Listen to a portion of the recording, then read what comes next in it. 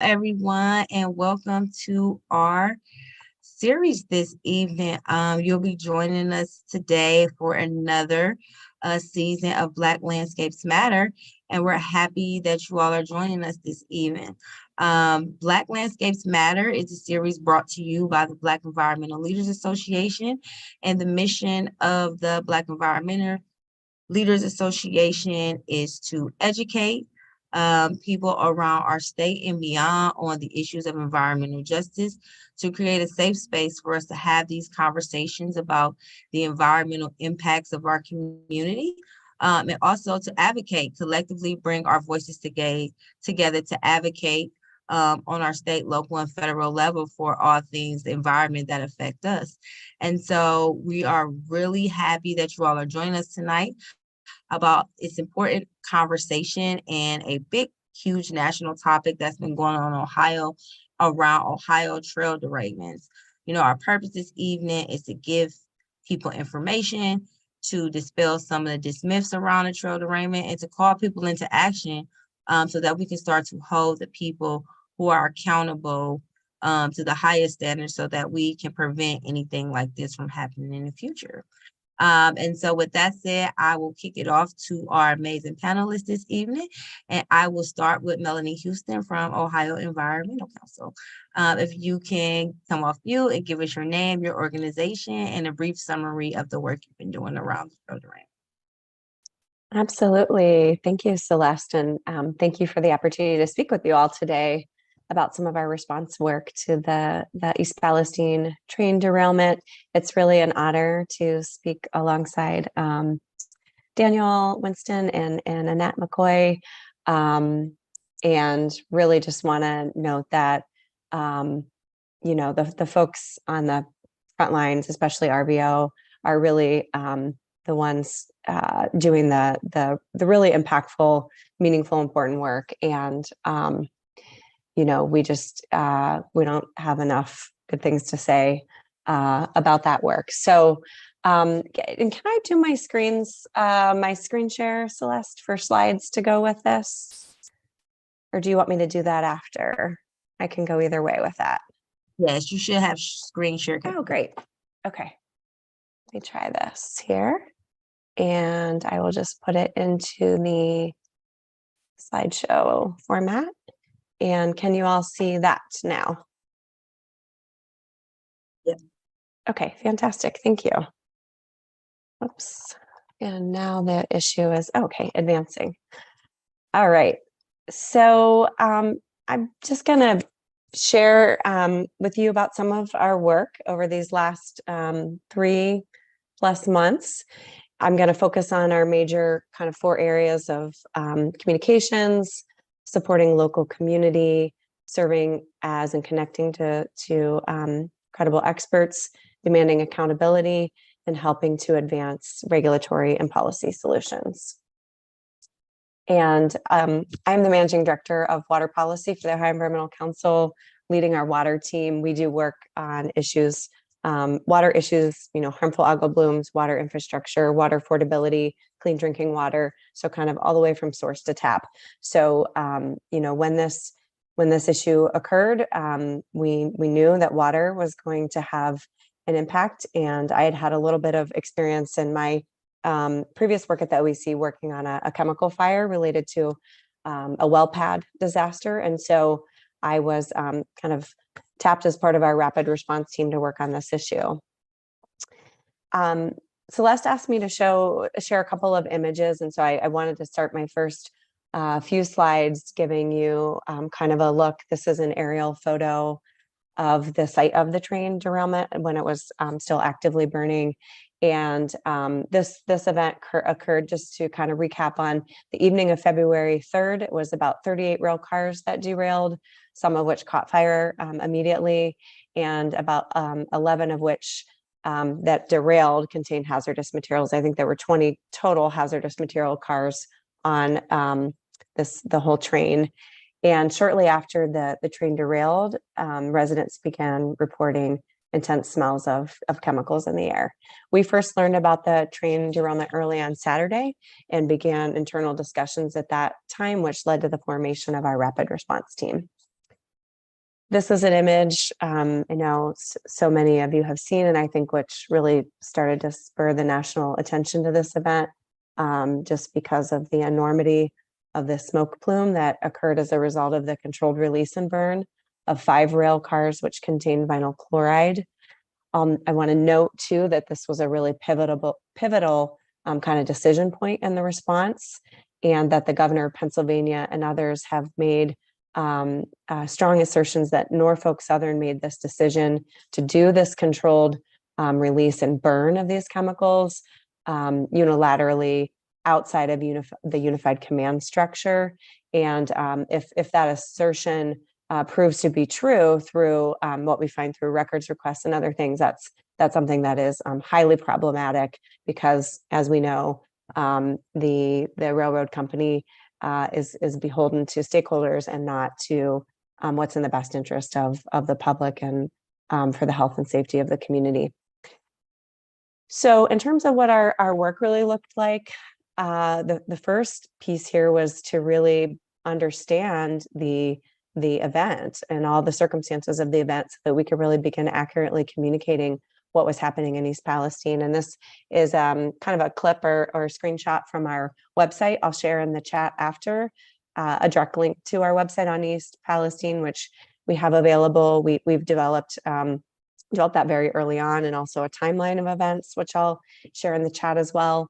And I just want to note that there really was a vacuum of information, especially in those early days of the incident. And we know that there's been misinformation as well in the aftermath, days, weeks, and months after this event. So we really wanted to make sure, as a science-based organization at the Ohio Environmental Council, that we were able to serve as a credible source of information for media outlets, for our members, and really members of the public who were looking for information about this incident. Secondly was, following our principles of engagement at the OEC, we really wanted to be leaning into the importance of supporting and amplifying the work of local partners and community on the front line of this environmental disaster. And so as soon as we learned about River Valley organizing, and I had known Daniel, who will speak with you all shortly, his colleague Amanda Kiger, from some previous work in the oil and gas sphere, we began reaching out to RVO and offering assistance, and really wanted to let them tell us where we could be a value add. Celeste, am I already coming up on my time? Because I can put a pin in it wherever we are. We're 2 minutes, 2 more minutes. Okay, 2 more minutes. Okay, thank you. I'll kind of go a little shortened on these next ones. So this is a picture of the town hall where we attended, I think, late February. We also wanted to bring some water to the community. And this is an image of myself with our Associate General Counsel in the middle, and on the left side, Chris Colon, our Northeast Regional Director.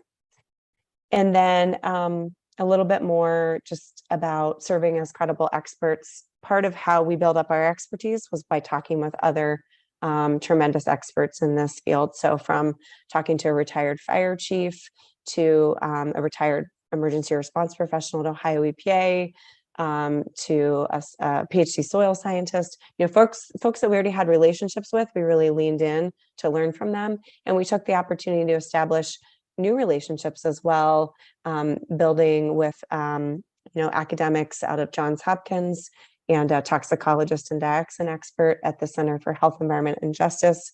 We build our expertise through talking with others. In terms of demanding accountability, this is for Norfolk Southern. First and foremost, they must be held accountable for the damages to the community and for paying every single penny of the costs that are associated, from health impacts to the economic impacts for this local community. It also means that there needs to be a look at the state agencies and the federal agencies that responded to this event. So the work that we're doing in that space to ensure accountability are that we have public records requests in of the agencies, fact finding on the lawsuits, extensive research on all of the related issues.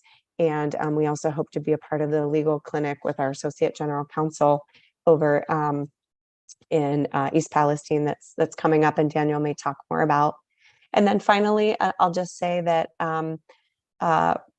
right in our wheelhouse and the work that we do is to advocate for policy and regulatory solutions. That's at local, state, and federal level.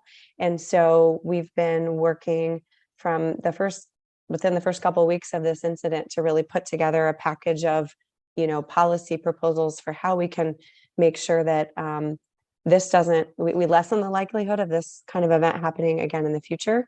And those have really centered on not only rail safety, legislation and regulations, but also emergency response. So we have some emergency response legislation that we've been working on with members of the Ohio General Assembly, and that's starting to take shape. And we hope to have bipartisan support. And then I'll just share out a really exciting piece of news that this past Friday, the governor actually signed into law House Bill 23, which was the transportation budget bill for fiscal years 24 and 25. And that had two really important rail safety measures for the state of Ohio.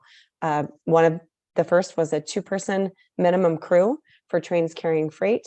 And then the second was wayside detectors having to be installed every 10 to 15 miles on train tracks.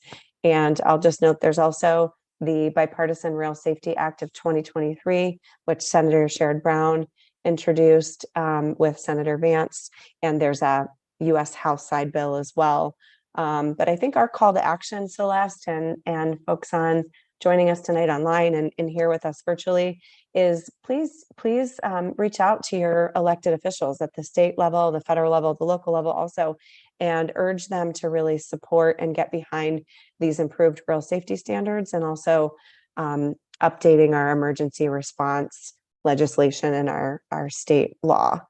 And with that, I think I'll pause there and hand it back over to you, Celeste. Thank you. Awesome. Thank you, Melanie, and all the work you all are doing at OEC.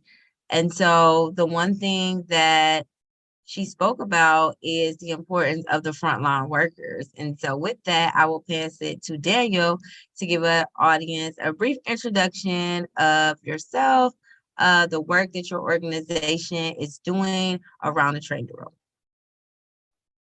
Yes, hi. My name is Daniel Winston. I am the co-executive director of River Valley Organizing.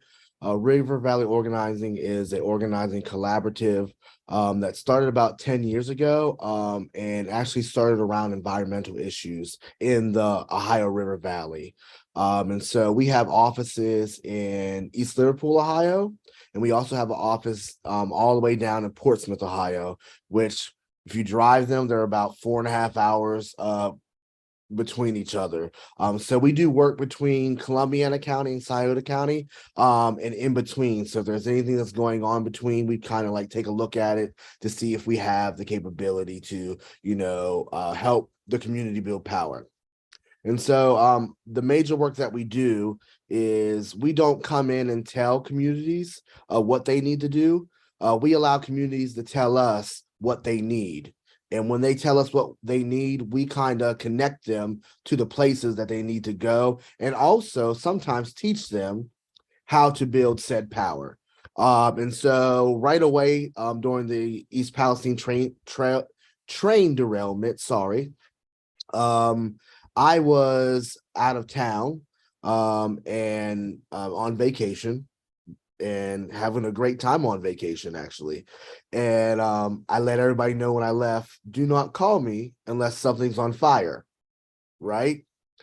Very messed up. I get a phone call on I think it was Friday night, Saturday morning, or Saturday afternoon. I'm like, didn't I tell you not to call me unless something's on fire? And they're like, turn on ABC News right now. And I'm like, oh my goodness, it's actually on fire. Like, this is just wild and crazy. And so since the train's derailment, about the day after, RVO has been on the ground from the time they, told the residents in the 1 mile, 1.5 mile radius that they had to not be there. We've been on the ground organizing with the community. And so, Melanie shared a picture of one of the one of the forums we had, where we had over almost 200 people come and sign up to hear from our panel of experts. We had Dr. Stephen Lester. We also had some doctors. We had Chief Seal, who was a former fire department chief, also a emergency expert. We had lawyers there, not who could tell people that they were going to represent them, but tell people what they really needed to hear. Like, this is what you should be doing, right? Giving as much advice as they could. And so we've been working since that day. We have to build with the community. And so what we did was we took the community's wants that day, and we use our community listeners, which are our canvassers, to canvass. At RVO, we canvass 51 weeks out of the year. Typically 3 days out of the week we canvass, but 51 weeks out of the year, the only week we don't do is the Christmas week, because nobody wants the door knocked on Christmas, right? And so we have employed our canvassers to go to East Palestine, and also we hired canvassers from East Palestine to talk to the residents of East Palestine, Negley, Darlington, and New Waterford to see what it was they needed from what was going on. And so right away, we hired a organizer out of East Palestine to organize around and organize their own community, because we really believe that helicoptering in is not the way to go. And we have seen that done time and time again. And the people of that community have been hurt and harmed by that. So we wanted people from the community to have power. And so what we've been doing is connecting them to the people that we know, like OEC, connecting people with that. We've had multiple conversation with U.S. House reps about trying to get some work done. We've taken residents to the White House to advocate for themselves, so the White House could hear what is actually going on, because like we told them, out of sight is out of mind. And if you have not visited the place yet, then you don't know what's going on. So since you can't visit the place, or you won't visit the place, we'll just bring the people to you. And so we've done that.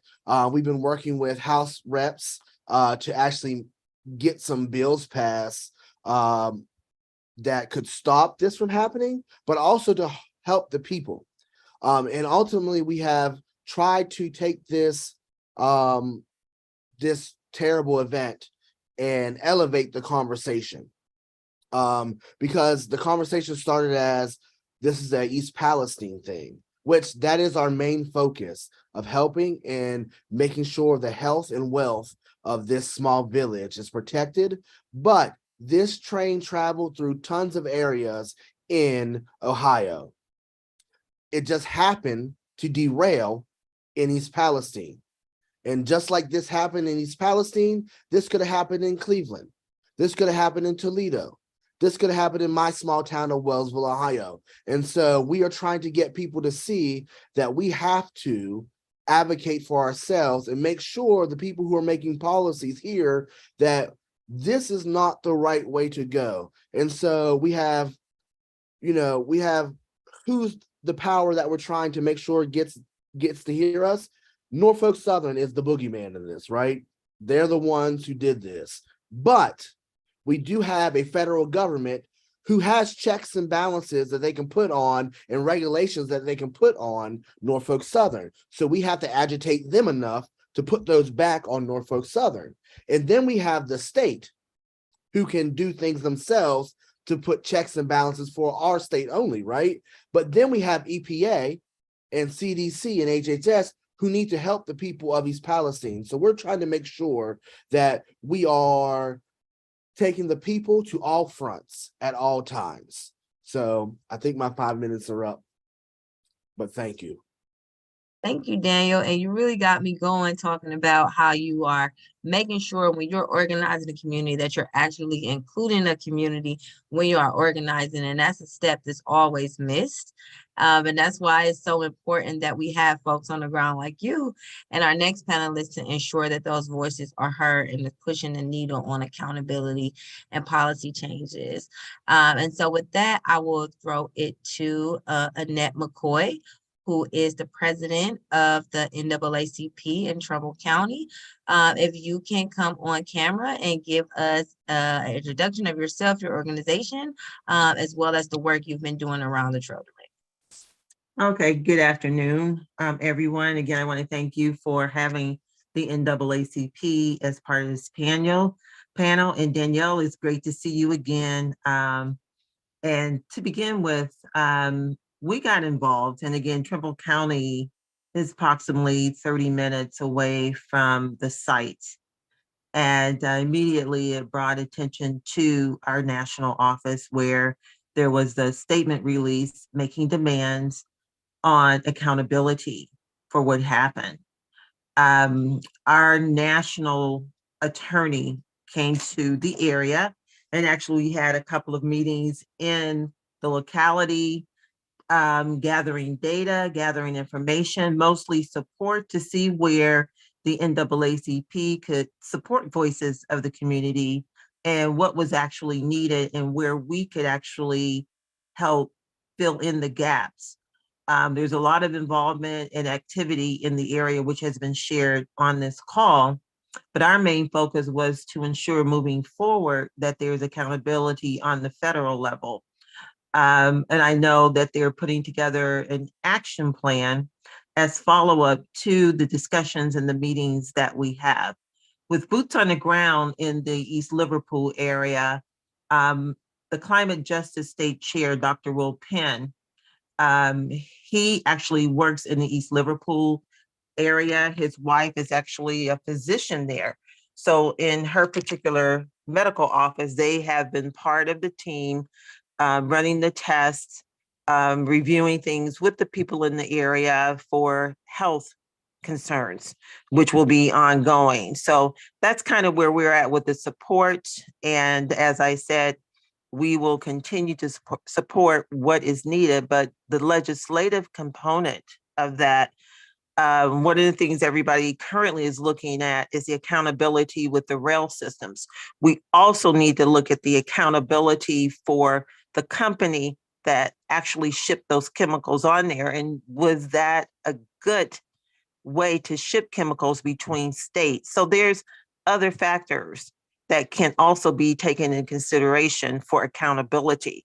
Yes, the railroads are responsible for the transporting of the goods, but we also have similar hazardous chemicals that are transported via our streets, our railways, etc., freeways.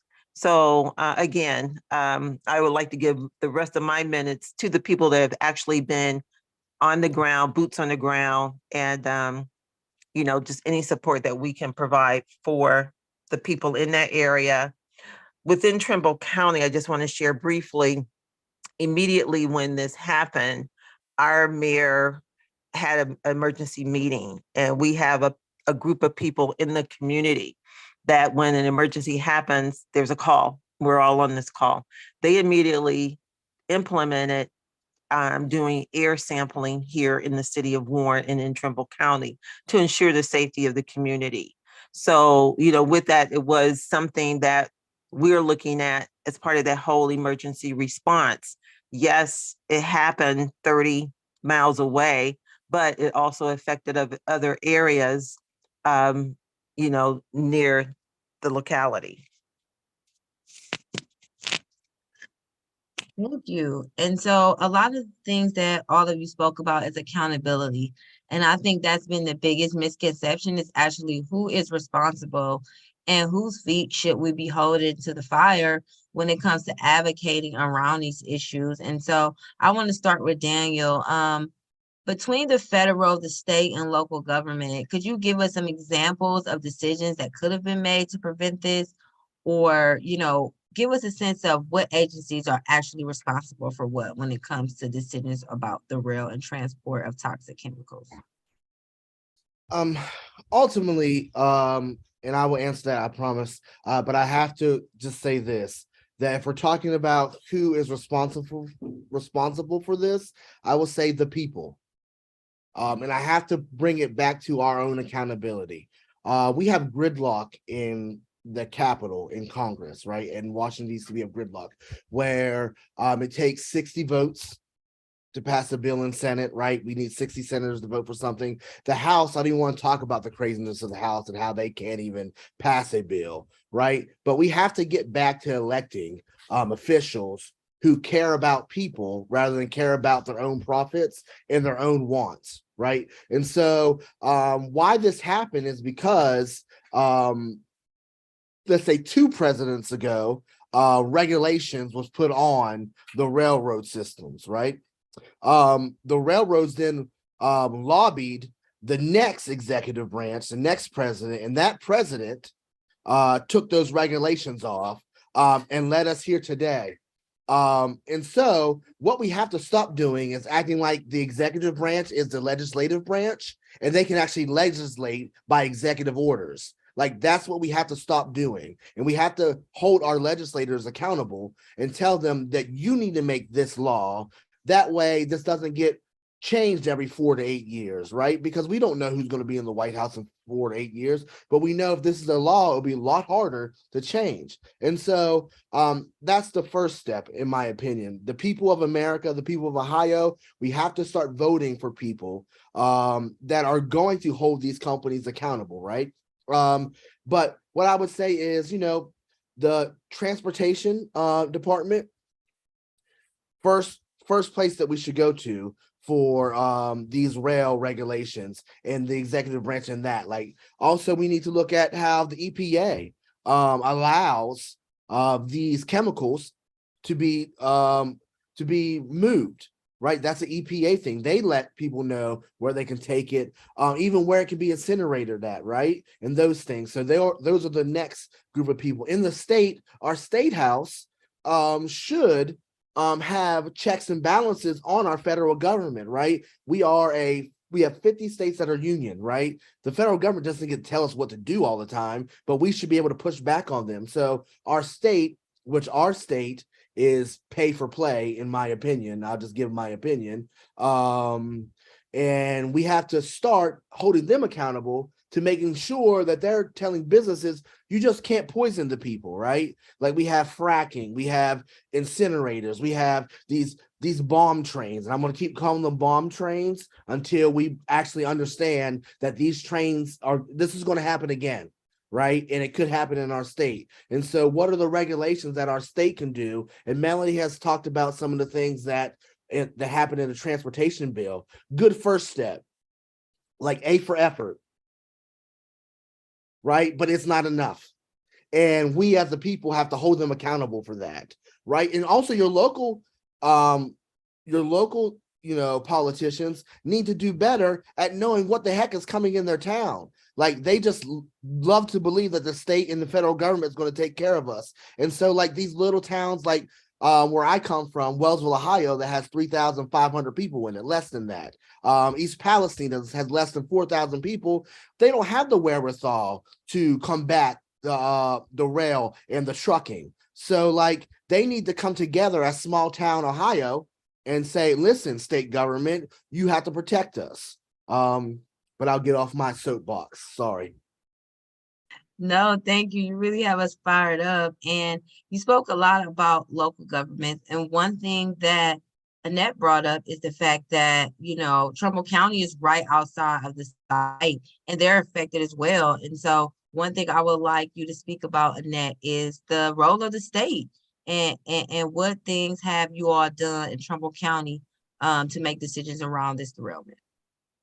I want to share with everybody on this call, and Liz, my counterpart in Ashtabula, is also on this call. For the last 4 years, we've been trying to push a legislation here at the State House regarding EPA, ODNR oversight for a lot of various projects that go on in the state of Ohio. The Trimble County, Ashtabula, Steubenville, we call that the dump site for the state of Ohio, where people in these communities, and the reason why a lot of the things are here, as Daniel mentioned, the injection wells and things like that are brought here, is because we are a cancer cluster. When the legislators looked at where to take things, where to dump things, and the final destination of this train with the toxic chemicals was going to a small community, a community that did not have a voice or did not have the financial allocations to stop this. At the state level, there was not one person that ran for office in the state of Ohio that ran or took a stance on climate justice or environmental justice. We worked with various legislators for the last 4 years trying to get somebody to even take this piece of legislation to committee. Not one person would support it. And that's why it's very important that at our state level, there is the accountability, because we are responsible, as Daniel said, for electing the people. But again, the people that are representing us, this was not number one, number two, number three, not even talked about in the campaigning for the last 4 years in the state of Ohio. If you look at who's behind a lot of the elected officials, it's oil and gas. And that's why the stance, even on the federal level, will not move forward. That gauge is not going to move forward because you have to look at who's doing the financial component of their campaigns and their backings. Another little thing I would just want to put out there, communities of color, people that live near oil refineries. 6.7 million Black people live near oil refineries. So not only is the train derailment could happen anywhere, could have happened in Cleveland, could have happened in Ravenna, could have happened in Salem, could have happened anywhere.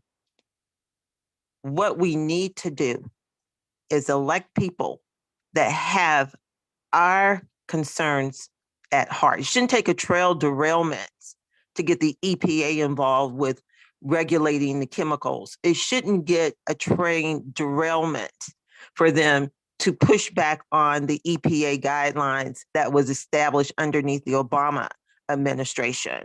And that's what I just wanted to put that out there. We have to elect people that are going to be accountable, but also speak up for us. With Sherrod Brown pushing, with Vance pushing for the changes in policies, and a new piece of legislation was written, is it really going to move on? Or in a few weeks or in a few months, it's just going to be dead air again? It's up to us to keep this moving. It's up to us in the state of Ohio to take this to Governor DeWine, who promised to review legislation on toxic chemicals in our state. Thank you. And then I want to throw this question to you, Melanie. Now, OEC is at the State House a lot, advocating for a lot of these policy issues. Could you give us a sense of, and I know you gave us some through your presentation, but what things are moving at the State House? How are they feeling about this, and do you see any real serious call to action or sense of urgency from our state government? Well, first I want to just say, Annette, I'd be really excited to work with you on some of those ideas related to ODNR and Ohio EPA. And I really want to reach out after this and maybe start that conversation and just endorse a lot of what has been stated about, needing strong leaders, and we do need climate champions and environmental justice champions. We have at the OEC a piece of that we've worked in partnership, I know, with Black environmental leaders, Energy Jobs and Justice Act, and it's got a lot of really exciting climate and energy justice pieces. It has been difficult, right, to move it in the state legislature, as Annette was describing. On the water side of things, it is a more hopeful picture. I will note that the state, and it was Governor DeWine's kind of brainchild at the beginning of his first term, the what's called H2 Ohio, kind of a water quality, water funding initiative that's on the order of multiple hundreds of millions of dollars. That right now is in the budget bill. It's every legislature, every 2 years, the state, the governor proposes a budget, and then the state legislature, the Ohio General Assembly votes on that. It goes through the House first and then to the Senate, and then it gets reconciled, the two different versions.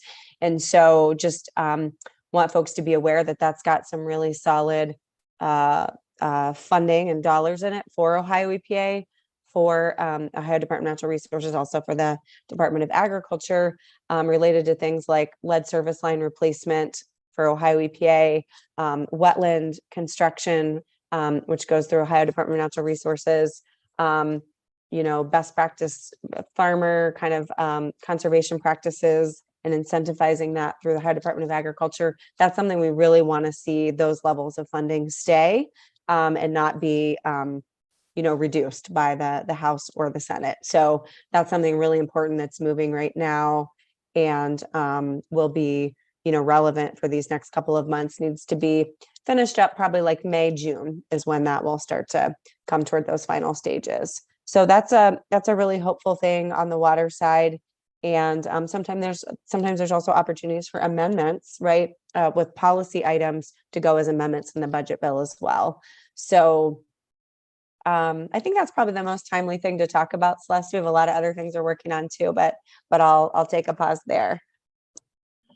Awesome. And so a lot of the things we've been talking about is how these decisions of our elected officials really affect the people in the state of Ohio. And I really want to hear from you all about, what are the possible long-term impacts from this train derailment? A lot of things have been said about elected officials and not really understanding like what is happening to your everyday resident that has experienced some type of impact. And then what could Ohio residents down the line really, really feel in years to come from this impact? And so, that information has really not been put out in the public for a way that's digestible. It's up in the air. There's a lot of conspiracy theories going on. So I'll start with Daniel again, not to pick on you, but talk about what are some of these long-term impacts and what have you really seen is going to be affecting the residents of that area for years to come?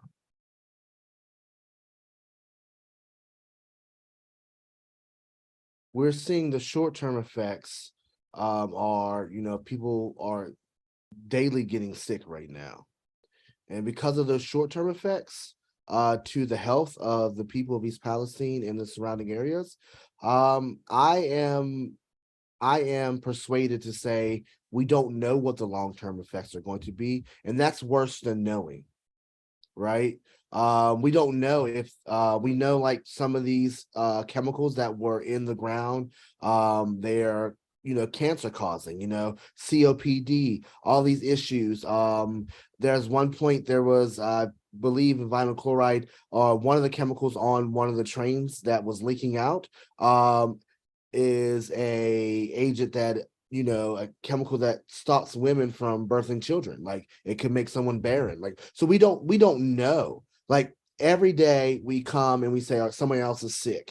And so at RVO, we have about 600 almost now testimonies of people from the area about being sick or about feeling bad. And like, so they are all similar, but so many different things. We're hearing about children bleeding now, like throwing up blood or like bleeding out their ears and things like that. We're hearing these things. And so like the issue that we're having is that, CDC, HHS, also EPA, they don't know as what they need to know about this yet.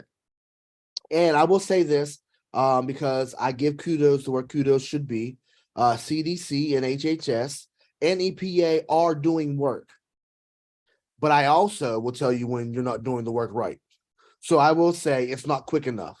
It's not good enough. And people are literally feeling like they're being poisoned. So like, what are we going to do, right? And so long-term effects on the health of people, we don't know.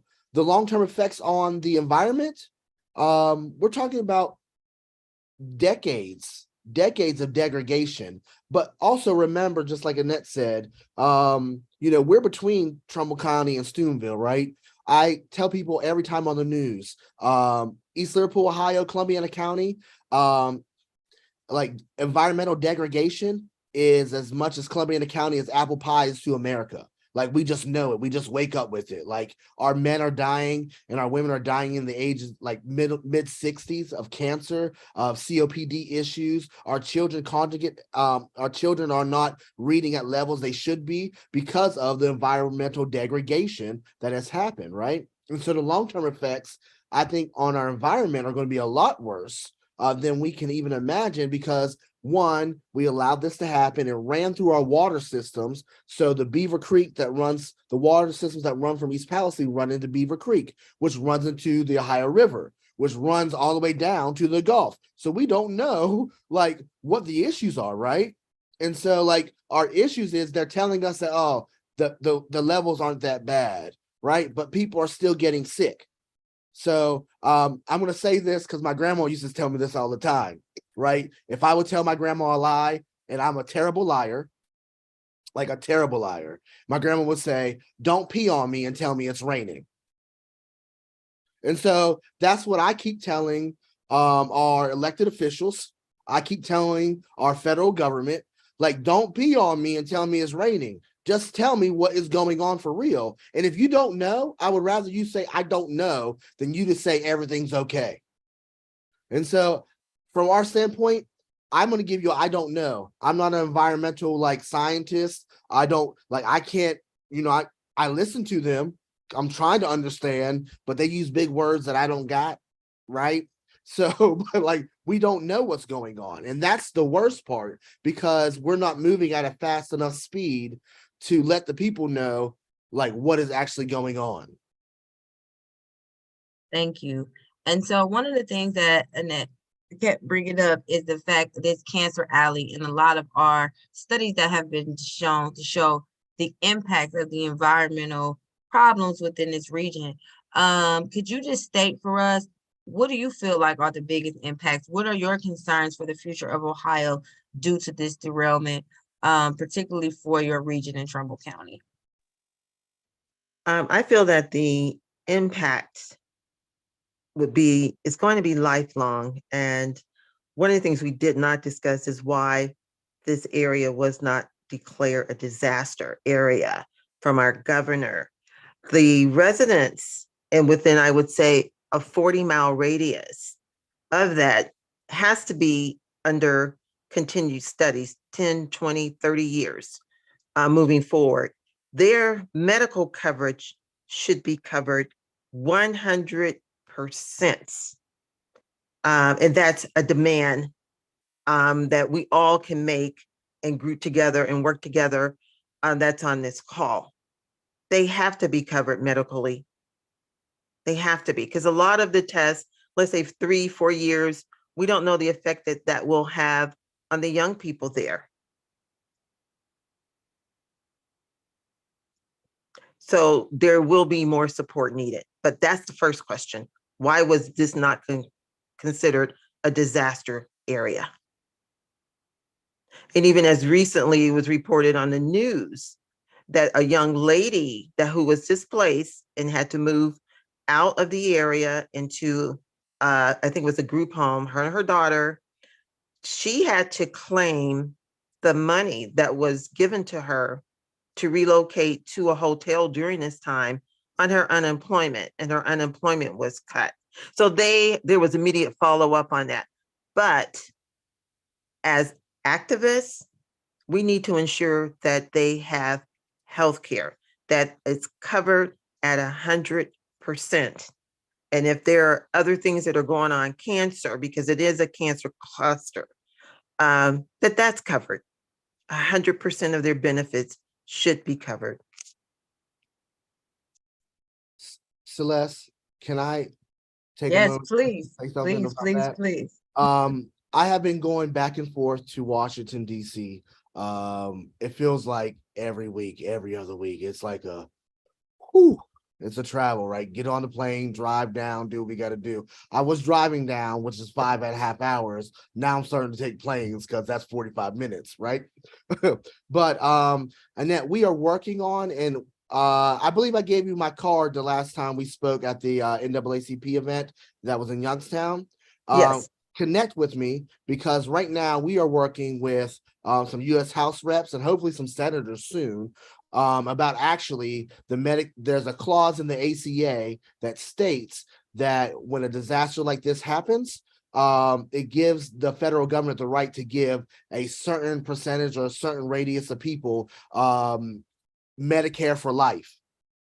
And so we are getting ready to that's our next push as RVO, to start knocking on doors and getting people to sign on. And so I believe right now we're looking at a 20 to 30 mile radius right now. About a 30-mile radius right now is what we're looking at. And we're debating which is best. But please reach out to me, send me an email. That way we can talk about this. Also, because we're fighting on different areas, and I'm sorry, we are getting ready to push the governor for his mess. The governor is the reason why the people of East Palestine are not getting the help they need, because the federal government's hands have been tied on some areas. Like FEMA is there, but FEMA cannot be released to do what FEMA does best because our governor is playing politics, because he thinks that we should not allow the federal government in here for some odd reason to help his constituents. He is failing his constituents because of the people, because he only got voted in by a small percentage of the voting populace in 2022, right? And so once again, our fault for voting in someone who is ill-equipped to handle these things, and we need to get better at that. But we are getting ready to plan some actions against the governor, and we are going to hold his feet to the fire, because this should have been a federal disaster on February 6th. The day they had the fake control burn.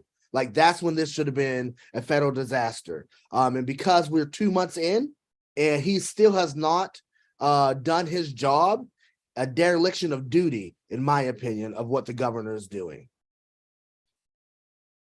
Thank you, Daniel. You got me fired up. When is the action? But I do want to talk about solutions. And OEC is a very solution-based organization when it comes to legislation. So could you give us some solutions from your perspective, Melanie, that would prevent stuff like this from happening in the future?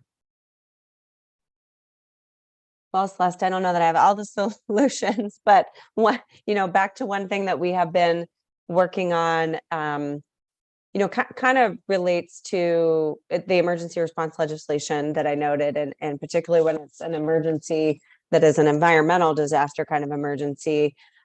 We feel that the Ohio law could really be strengthened to give Ohio EPA essentially more kind of strength and authority. And what I mentioned earlier was that unified command structure. So if you think about that decision, that really pivotal decision that was made, as we think, mostly by Norfolk Southern, not operating either kind of unilaterally or outside of what is supposed to be like a group kind of consensus decision body, right? This unified command structure is where you have the fire chief and the local community, and you have state agencies who are there, the local emergency response agency, all of the different players that are called in to respond to an event, have a place that they meet together to be in discussion and to come back to, and make really important decisions about how to handle the disaster that's unfolding. And so, I'm kind of describing this and giving this context because any of the parties that were that the leaders of agencies were at that unified command table, we believe could have intervened to say no, or to put a pause on, just at least really interrogate that decision around the control vent and the controlled release and burn, and just ensure that was the right decision based on public safety and human health, right? And so the thought logic is Ohio Environmental Protection Agency, right, and EPA, federal EPA, both with missions to protect the environment, but public health, really, first and foremost, they with more strength and authority could intervene in that kind of situation. So right now, Ohio law doesn't speak a lot about the Emergency Response Division at Ohio EPA. We can first of all kind of clarify in the code or the Ohio law that this division of the agency exists. We name it, we talk about what it is to appropriately staff it and to appropriately resource it. And we put just some more kind of meat on the bones around the laws that deal with that agency. That's really kind of what we're working on and talking about now, and have had at least one initial conversation with the agency about it and some initial conversations with lawmakers. So would invite, thought partnership, certainly with RBO, Daniel and Annette and others, to, as we walk through the steps of kind of formulating that legislation. But what's really important is that these agencies need to be protecting communities in these kind of situations and able to intervene and hold feet to the fire of corporations like Norfolk Southern, so that this kind of thing, unilateral decisions can't be made that lead to this kind of tremendous disaster.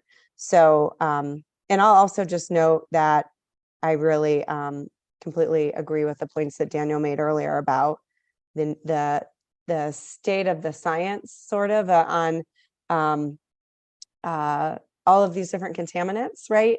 There's so much that we don't know, and there's data, but it's an incomplete picture, right? And we don't know how these chemicals interact with one another.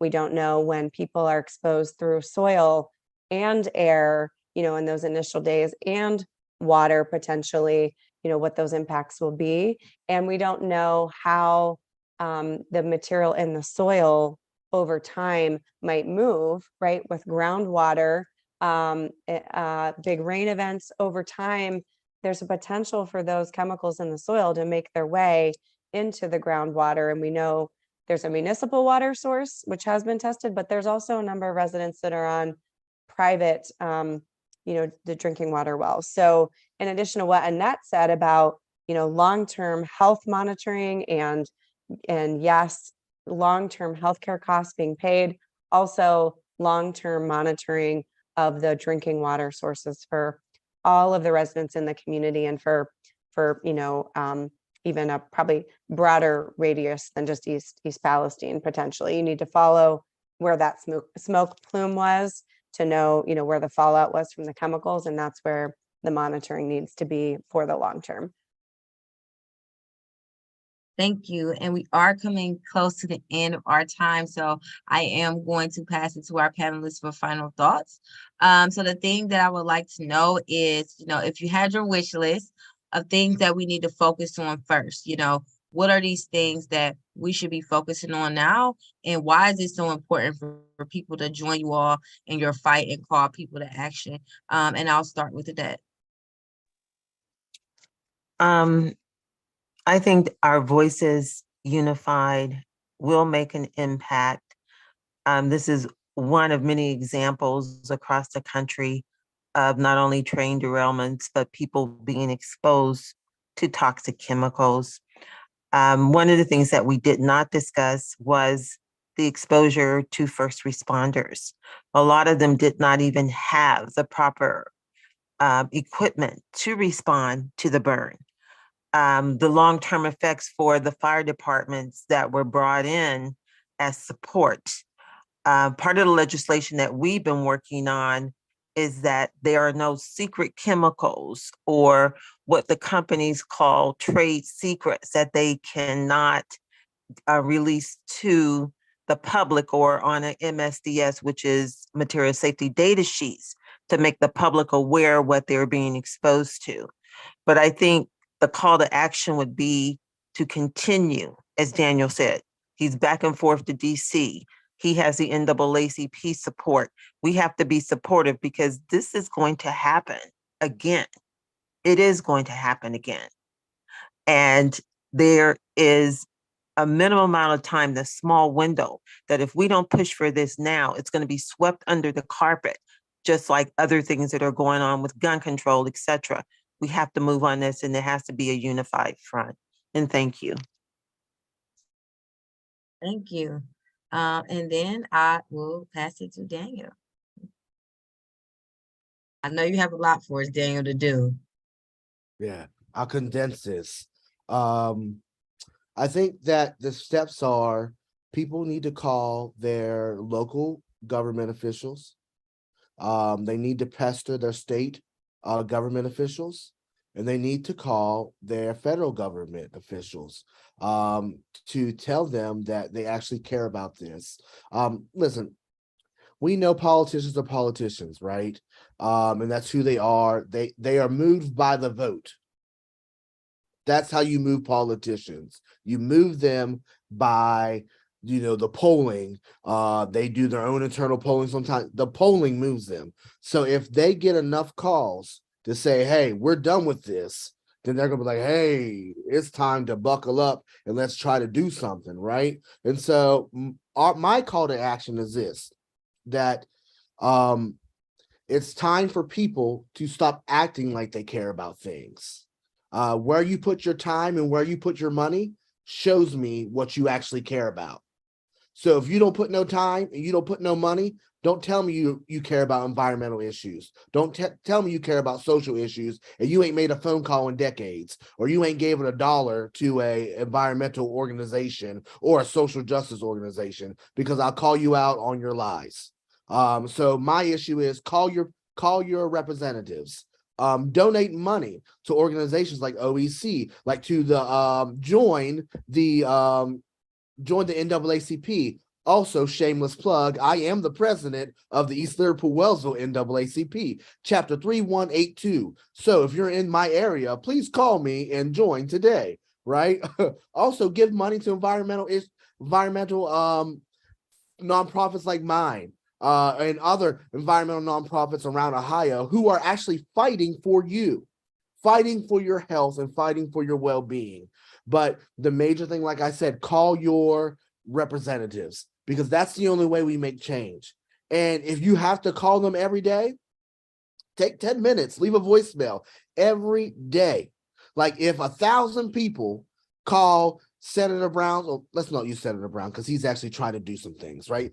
If 1,000 people call the governor's office daily and say, hey, we need a federal disaster issued for East Palestine, every day, somebody's gonna get tired of answering these calls and they're gonna be like, DeWine, do something. So that's what it takes, right? If there's an action where we say we going to the State House, take a day off of work, put your boots on, maybe wear a rain jacket, and get to Columbus to the State House to show DeWine like we actually care about this. So those are the actions I think right now. I'll leave the rest of it out because there's probably 100 things we could do, but those are the ones I think are most important at this time. Thank you. And Melanie, what are some call to actions? Yeah, absolutely. Well, Daniel and Annette hit really nicely on the outreach and being a squeaky wheel to your electeds, right? And I think in addition to that, there's really power in information. So, please do get yourself informed, on this issue, on the issues that you care about most. There are things in your local community.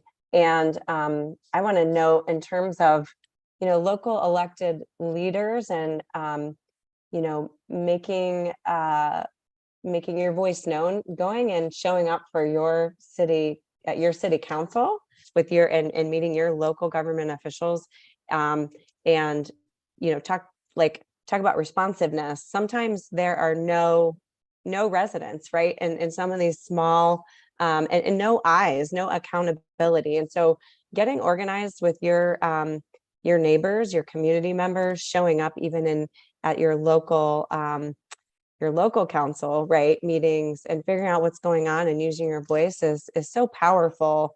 And you can learn from that experience and then take that to the next level, right, the State House, to Capitol Hill. So I just really encourage folks to get involved in that democratic process and also voting at every election. And then lastly, to Daniel's point, I really want to urge people to give and support RVO. They have really had to staff up and add, staff resources to their organization to meet the moment and the challenge of this environmental disaster. And they could really use all of our support in terms of financial resources to help support their work. So I would really urge folks to please consider doing that as well. Thank you. Thank you for this opportunity and this conversation today. No problem. And thank all of our panelists, or to our audience. You heard multiple ways to get involved. If you don't have the time, you can give money. You can give money to organizations like the Black Environmental Leaders so they can continue to raise awareness about the things that are going on in our communities. You can give to your local NAACP, to Ohio River Valley.